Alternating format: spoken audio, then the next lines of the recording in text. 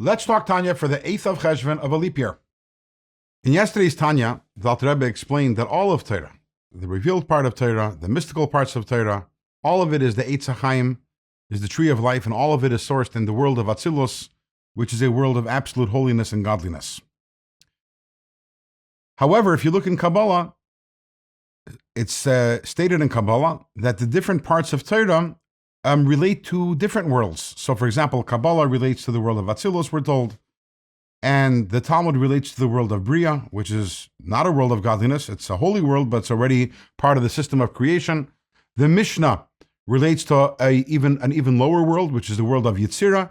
And the Mikra, which is the written Torah, the Chumash, the Tanakh, relates to the world of Asiyah, the lowest world in the chain of worlds, the world of action. How do we reconcile that with that which the Alter Rebbe said, that all of the Torah is sourced in the world of Atzilus? And the Alter Rebbe says, yes, all of Torah is sourced in the world of Atzilus. However, the Torah reaches us in different garments.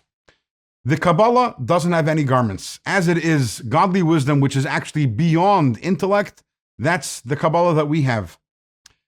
The Talmud, which is highly intellectual, that means that it enters the world of Bria, the garment of the world of Bria, because the world of Bria is a world of intellect, the world of God's intellect. The world of Yetzirah is the world of God's emotions, which is related to the Mishnah. And then the written Torah, and writing implies action, is as the Torah enters the garment of the world of action. But ultimately, all of Torah, every part of Torah, not only Kabbalah, all of it is the Eitz HaChaim, the tree of life, and sourced in the world of Atzilus, which raises the question. The Zohar seems to say quite clearly that the Zohar or Kabbalah is the tree of life, but we're saying now here that everything, all of Torah, is the tree of life. So the Rebbe tells us it's all relative. Yes, the entire Torah is the tree of life. However, as we've explained, our world and all the creations in our world is dominated by the tree of knowledge of good and evil, because everything in this world has a divine spark within it, which is good, which is holy, covered up by a husk, by a shell of klipa, a shell of unholiness. The part of Torah, which is the revealed part of Torah, which discusses our world, relative to Kabbalah, is called also the tree of knowledge and good and evil, because of its association with the world, which is dominated by the tree of knowledge of good and evil. So yes, it's all the tree of life. However, that part of Torah, which associates with the tree of knowledge of good and evil, relative to Kabbalah, also sometimes is called the tree of knowledge of good and evil, even though essentially it is part of the Eitz HaChaim. And nevertheless, it is specifically that part of Torah, the revealed part of Torah, that part which associates with the tree of knowledge of good and evil, which is our primary occupation today when we are in Galus, we are in exile. And why is that?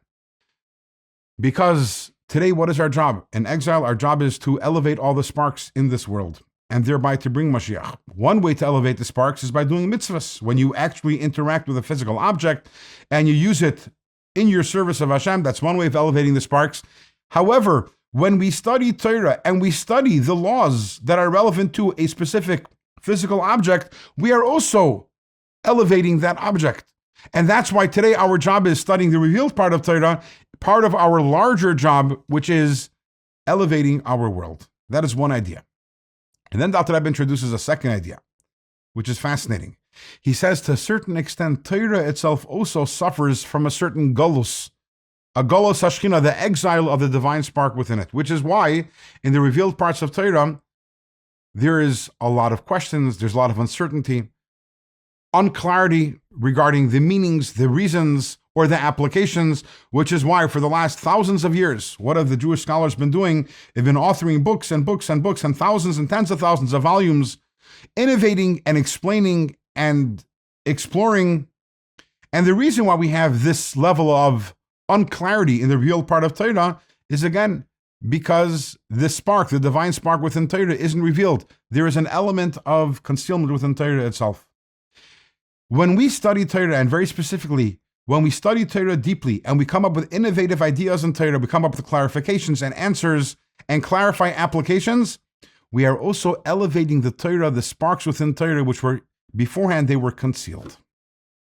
That's another reason why it's so important to be studying the revealed part of Torah today in our day and age before Mashiach comes.